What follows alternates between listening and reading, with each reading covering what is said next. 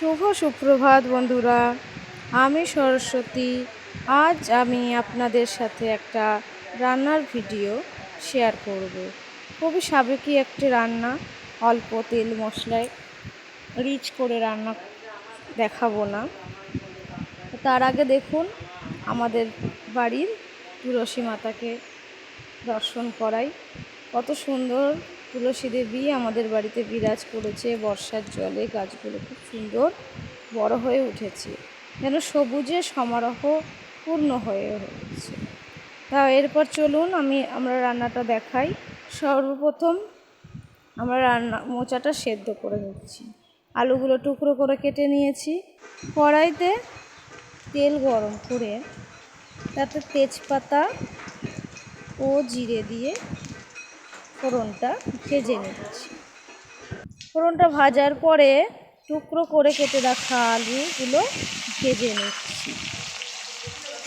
আলুগুলো ভাজার পরে টমেটো টুকরো দিয়ে আবারও খানিকক্ষণ একটু ভেজে নিচ্ছি।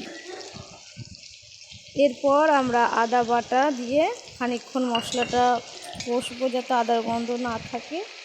এবং তারপর হলুদ গুঁড়ো, জিরে গুঁড়ো দিয়ে একটু চিনি দিয়ে আবারও খানিকক্ষণ মশলাটা একটু কষবো।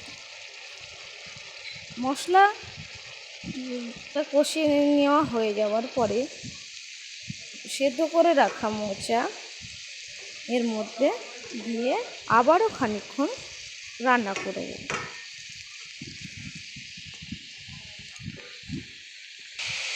খানিকক্ষণ রান্না করে হয়ে যাওয়ার পরে স্বাদ মতো নুন দিয়েছি। আবারও খানিকক্ষণ রান্না করেছি। তারপর ঘি এবং গরম মশলা দিয়ে রান্নাটা শেষ করছি। এবং সর্বশেষে একটু কাঁচা লঙ্কা কুচি দিয়ে নামিয়ে নিচ্ছি। কেননা বাচ্চারা আঝালা খায়, তাদের জন্য ঝালটা খেতে পারে না, আঝালাটা তুলে লঙ্কা দিই। দেখুন, একদম স্বাভাবিক পদ্ধতিতেই রান্নাটা করেছি। যদি ভালো লাগে লাইক করবেন এবং শেয়ার করবেন।